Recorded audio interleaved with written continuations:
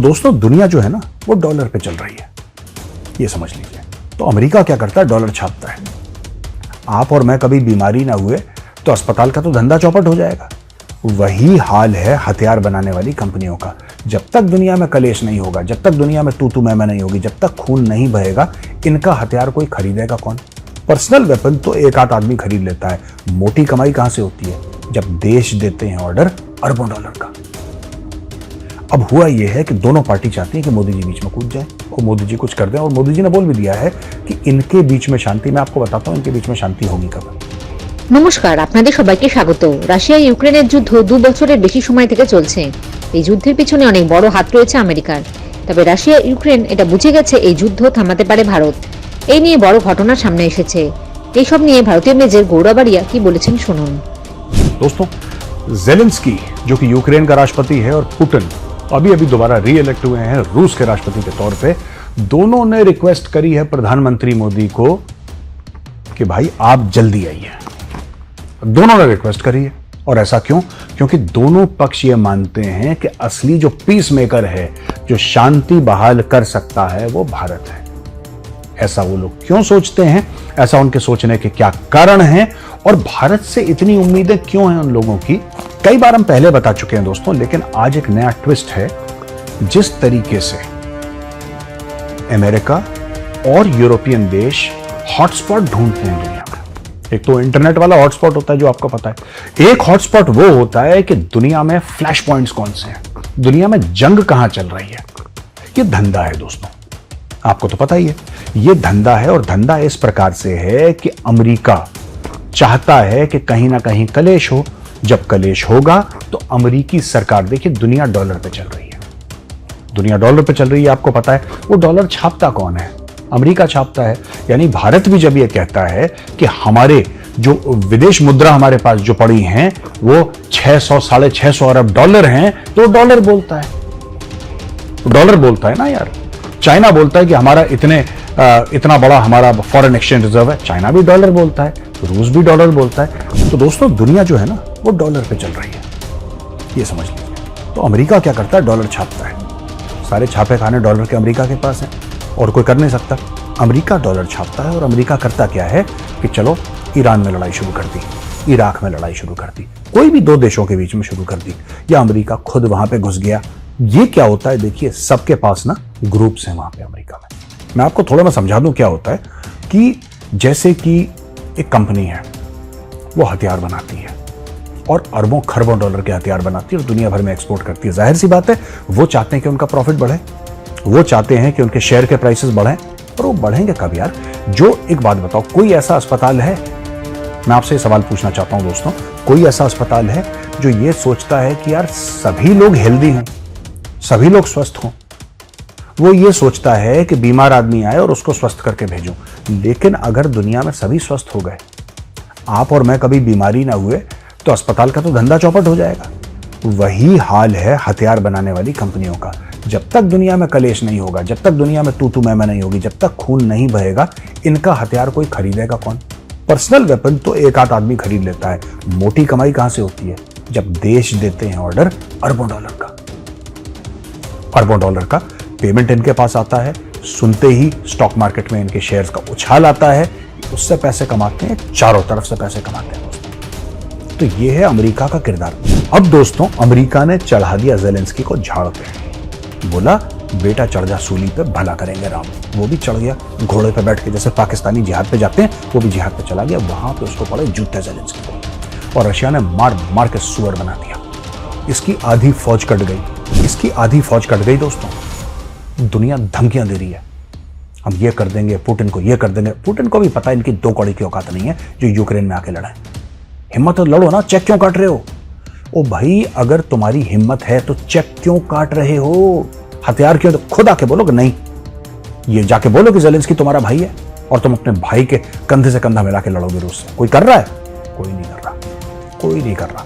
ठीक है ना, ठीक है हम सपोर्ट करते हैं डेमोक्रेसी को, पैसा ले लो, हथियार ले लो, लेकिन नो, कोई नहीं कर रहा है, ना कोई करेगा। और यह बात रूस को पता है और रूस ने इस लड़ाई को कंटेन कर लिया दोस्तों। मैंने हॉरिजॉन्टल और वर्टिकल एस्केलेशन के बारे में आपको बताया था, आज फिर बताता हूं। वर्टिकल एस्केलेशन क्या होता है? जब और बड़े से बड़े हथियार आप इस्तेमाल करते हैं, इसको कहते हैं वर्टिकल एस्केलेशन। ठीक है दोस्तों।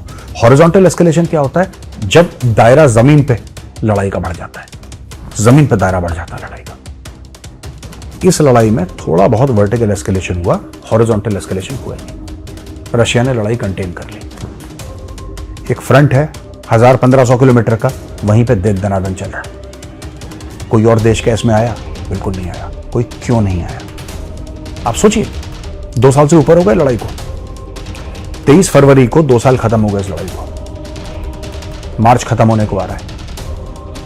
इस लड़ाई में पिछले 2 साल से कोई और क्यों नहीं कूदा? जब इजराइल और हमास की लड़ाई हुई तो उसमें ईरान भी कूद गया इनडायरेक्टली, उसमें हुथी भी कूद गए, उसमें आपका हिजबुल्ला भी कूद गया, उसमें यहां पे पूरा सोमाली पायरेट्स, यहां मतलब ये पूरा एक इफेक्ट हुआ ना। सोमाली पायरेट तो खैर कब से चोरी कर रहे हैं, लेकिन ये पूरा जो एक फैला है ना मामला, पूरा मामला फैला है। ये लड़ाई में मामला नहीं फैला, इसलिए लड़ाई खतरनाक है क्योंकि रूस बजा रहा है अच्छी तरीके से। अब हुआ यह है कि दोनों पार्टी चाहती है कि मोदी जी बीच में कूद जाए और मोदी जी कुछ कर दें, और मोदी जी ने बोल भी दिया है कि इनके बीच में शांति, मैं आपको बताता हूं इनके बीच में शांति होगी कब। एक तरफ से भारत डिप्लोमेसी करेगा और दूसरी तरफ से डोनाल्ड ट्रंप अगर प्रेसिडेंट बनता है यूएस का, तब जाकर वो बंद करवाएगा, और मोदी जी और डोनाल्ड ट्रंप दोनों मिलकर लड़ाई बंद करवाएंगे, तब ये लड़ाई होगी। ये लड़ाई क्यों नहीं बंद हो रही है दोस्तों? हाँ ठीक है, रूस घुसा यूक्रेन में, इसमें कोई डाउट नहीं है, इसमें कोई मना नहीं कर सकता। 23 फरवरी को घुसा ही घुसा यूक्रेन में।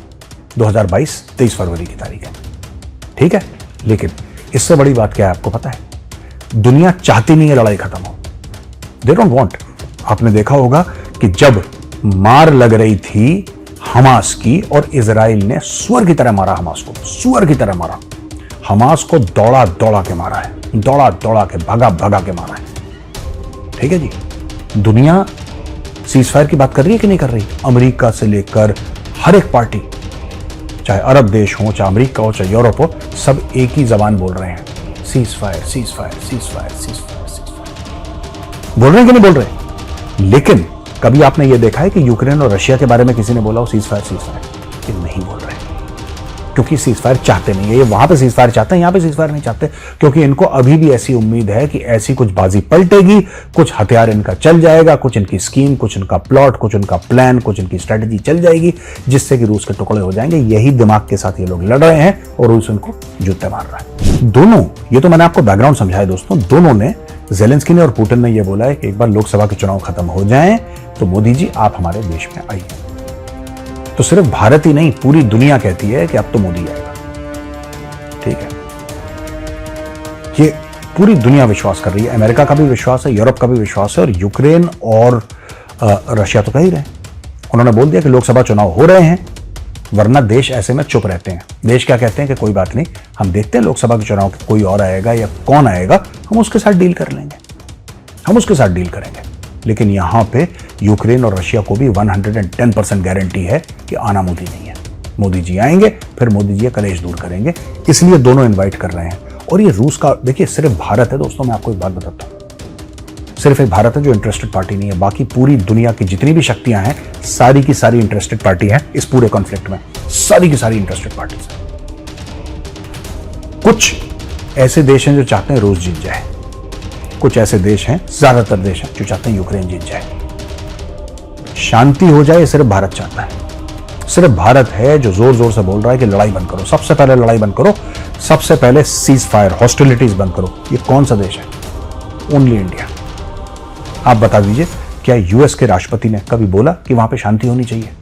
और अगर बोला शांति होनी चाहिए, जो कि उसने नहीं बोला, पर मैं उदाहरण के लिए पूछ रहा हूं, अगर बोला है तो हथियार क्यों भेज रहे हो? आप हथियार दे रहे हो किसी के हाथ में, फिर चाहते हो शांति हो जाए, ऐसा होता है? यूरोप हथियार दे रहा है, यूरोप पैसे दे रहा है, सोचिए आप इसके बारे में। यूरोप हथियार दे रहा है, यूरोप पैसे दे रहा है, तो ये लोग शांति की बात तो करेंगे नहीं, क्योंकि वो हथियार सरकार नहीं बनाती दोस्तों। ये आपको मैटर समझना पड़ेगा। जो अमेरिका के हथियार है, जो कि सबसे बड़ा दुनिया का कंज्यूमर और सप्लायर ऑफ वेपन्स है, यूनाइटेड स्टेट्स ऑफ अमेरिका, क्या एक भी हथियार उसकी सरकार बनाती है? नो, ये सब प्राइवेट कंपनीज हैं भाई, ये प्राइवेट कंपनीज हैं ये। और प्रेशर ग्रुप्स और लॉबीइस्ट्स, अमेरिका में बहुत बड़ा धंधा है लॉबिंग का। यानी कि आप जाइए और किसी अमेरिकन लॉबी फर्म को आप पकड़ लीजिए, लॉबी फर्म आपकी कंपनी अमेरिका में या कहीं पे भी आपने लॉबी फर्म को पकड़ लिया, लॉबी फर्म कहता है कि जी हमें $2 मिलियन दो, हमें $5 मिलियन दो। उसने बोला ठीक है जी आपकी फीस है। वो लॉबी फर्म जाएगा और वो लॉबी करेगा सेनेटर्स के साथ, कांग्रेसमैन के साथ। ये अमेरिका में लीगल है, लॉबिंग अमेरिका में लीगल है। पैरवी करना, सिफारिश करना, ये अमेरिका में लीगल है। काम होता है नहीं होता बात की बात है, लेकिन धंधा लीगल है। तो वो जाते हैं, फिर इनसे करवाते हैं। कैसे करवाते हैं कि नहीं साहब ये होना चाहिए, लड़ाई और करो, लड़ाई और होगी तो हथियार और भी कहेंगे। और ये खरबों डॉलर का खेल है बॉस, अरबों डॉलर का तो बहुत पुराना है, सोल्ड। ये खरबों ट्रिलियंस ऑफ डॉलर्स का खेल है थ्रू आउट। इससे ट्रेड इंपैक्ट होती है। जब ट्रेड को घाटा होता है, जब ट्रेड को नुकसान होता है, तो किसी ना किसी को तो फायदा होता है नुकसान में। वो कौन लोग हैं सोचिए, वो कौन लोग हो सकते हैं। तो ये सब हो रहा है। इसके लिए रशिया ने और यूक्रेन ने दोनों ने बोला है मोदी जी को जी आप आ जाओ। इंडिया का डिप्लोमेटिक स्टांस ये है कि डिप्लोमेसी और डिस्कशन से ही रिजॉल्व होगी कॉन्फ्लिक्ट और इंगेजमेंट करनी चाहिए कि शांति हो जाए। जैसा मैंने बताया, न यूरोप बात कर रहा है शांति की, ना बात कर रहा है शांति की। अमेरिका बहादुर, सब बात कर रहे हैं कलेश की, सब बात कर रहे हैं मारकाट की। शांति की बात कर रहा है तो सिर्फ और सिर्फ भारत। जय हिंद, जय जवान, जय किसान।